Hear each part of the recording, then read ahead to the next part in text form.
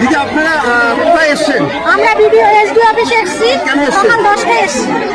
আমরা এসেছিলাম যে আমরা মুদিখানা দোকান করে খাই, কিন্তু আমাদের কোনো টাকা ঢোকার 3 মাস হয়ে গেল। 9 জুলাই আমরা ফর্ম ফিল আপ করছি, 9 জুন, কিন্তু আমাদের কোনো রকম টাকা ঢোকেনি। বারবার আসছি, ইনকোয়ারি ভেরিফিকেশন এইসব বলছে। 3 বার এসছি, একই কথা বলে পরের মাসে ঢুকে যাবে, পরের মাসে।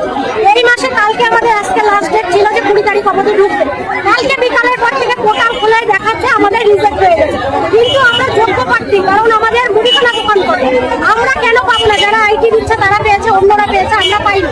আমরা সেইটা জানানোর জন্য যে রিজেক্ট হয়েছে, রিজেক্টটা কেন হয়েছে শুধু কারণটা জানার জন্য আমরা এসেছি।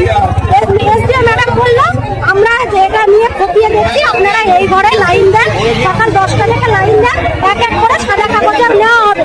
আমরা যখন এখানে ছেলেরা একদিকে মেয়েরা একদিকে ভালোভাবে লাইন দিয়েছিলাম, লাইন দেওয়ার পর উনি আমরা মোবাইলে যেটাই দেখে এসেছি অফিসাররা সেটাই বারবার বলছে যে আমরা যেটা মোবাইলে দেখেছি আমরা জানাচ্ছি যে এটা কারণটা কি সেটা বলেন।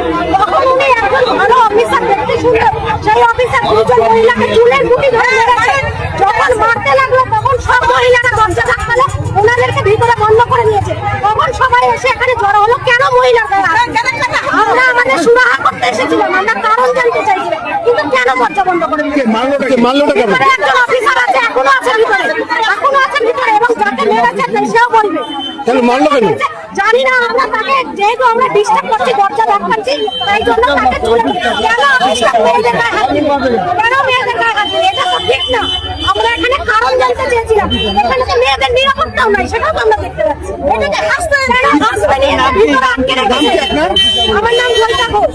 জয়িতা ঘোষ? কে মারছে? কে? কেন এসছেন আপনারা? অন্নপূর্ণা?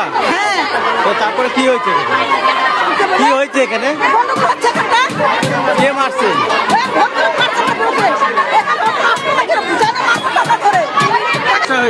সমস্যা হয়েছে যে অন্নপূর্ণা আমরা কেন পাচ্ছি না? লক্ষ্মী ভান্ডার পাচ্ছে যখন, অন্নপূর্ণাটা কেন পাই? আমরা কি চাকরি করি না আমাদের কোনো সংস্থা আছে যে সেখান থেকে আমরা আয় করতে পারছি? কোনো কিছুই নেই আমাদের। তো অ্যাপ্লাই করেছিলেন? অ্যাপ্লাই করেছি, প্রথমে বললো ভেরিফাই করতে যাবে, আচ্ছা ভালো কথা। 5 দিন পরে এখন দেখতেছি রিজেক্ট, বলতে লাল কালি দিয়ে দিয়েছে। কেন দিবে? আপনার যে ক্রাইটেরিয়া, সেই ক্রাইটেরিয়া আপনার ম্যাচ করছে, মানে করেন আপনি পাওয়ার যোগ্য বলে মনে করেন? আমি তো মনে করছি আমি পাওয়ার যোগ্য, ওই জন্যই তো ফর্মটা ফিল আপ করেছি। আজকে এখানে কেন এসছেন? এখানে এসেছি, আমার ক্যান্সেল কেন করলো আমাকে সেটা রিজন দেখাতে হবে। এখানে কেন ঝামেলা হচ্ছে? কি হয়েছে এখানে? ঝামেলা হয়েছে আমাদের কেন, আমরা সবাই স্ট্যাটাস চেক করছে, তার বিনিময়ে সবারই লাল কালি দেখাচ্ছে বা কারো ভেরিফাই করতে হবে, এটাই হচ্ছে। তার জন্যই আসে, কেন হচ্ছে এইখানে?